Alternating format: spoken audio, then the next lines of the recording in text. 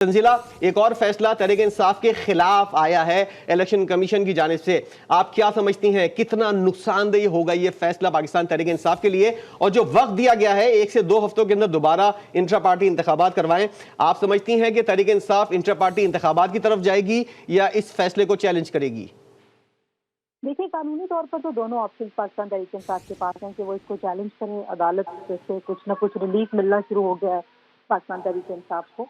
और दूसरा जो मामला है कि क्या इंटर पार्टी इलेक्शन करवाए जाएंगे या नहीं करवाए जाएंगे, अगर तो सियासी तौर पर अब वक्त जिस तरह से इलेक्शन का नज़दीक आ रहा है उसमें हो सकता है कि एक बड़ा चैलेंज हो पाकिस्तान तहरीक इंसाफ के लिए। लेकिन अगर वो चाहते हैं वाकई में कि उनके हवाले से जो इलेक्शन कमीशन के ऊपर वो तहफ़्फ़ुज़ात का इजहार कर रहे हैं उनको ज़्यादा पुख्ता करने के लिए हो सकता है कि वो दोबारा इलेक्शन की तरफ भी जाएं।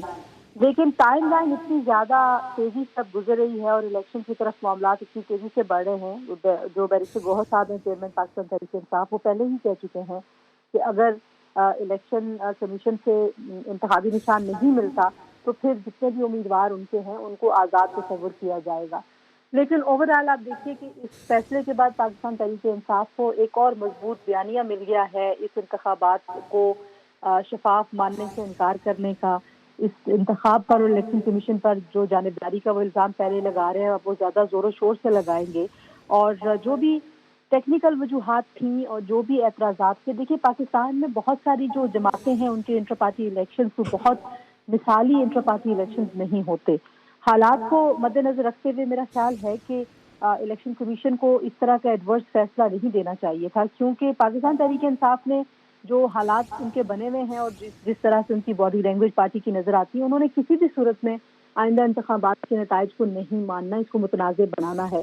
और इस तरह के फैसलों से उनको अपने इस बयानी में मजीद ईंधन मिल गया। इस फैसले को इस्तेमाल करते हुए वो मजीद इंतखाबात की क्रेडिबिलिटी के ऊपर सवालात उठाएंगे और उसको मुतनाज़ बनाने की कोशिशें जारी रखेंगे।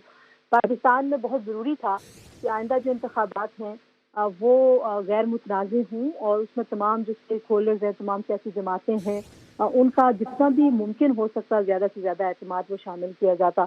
अब जो पाकिस्तान तहरीक इंसाफ के अंदर जो उनके आइन के मामलात हैं, उन्होंने इलेक्शंस में जिस तरह से बहुत सारी तकनीकी बातों को सर से नज़र उससे किया हुआ है, वो सारी बहस पीछे चली गई है। क्योंकि पाकिस्तान तहरीक इंसाफ को ये तो फन आता है कि वो पहले ही अपने लिए एक बयानिया बना देते हैं और वो बहुत अरसे से ये बयानिया लेके चल रहे थे कि पाकिस्तान में जो आइंदा इंतखाबात होने जा रहे हैं उसमें से पाकिस्तान तहरीक इंसाफ को और बल्ले के निशान को माइनस करने की साजिशें हो रही हैं।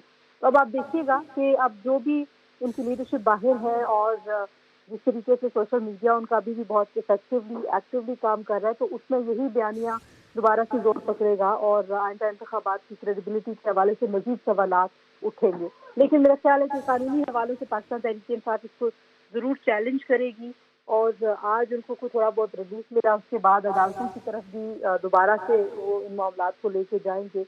लेकिन इलेक्शन कमीशन के हवाले से पाकिस्तान तहरीक इंसाफ अब बहुत भरपूर तरीके से एक कैंपेन जो पहले ही चला रहे हैं उसको मेरा ख्याल है उसमें मजीद जोर और तेज़ी आएगी।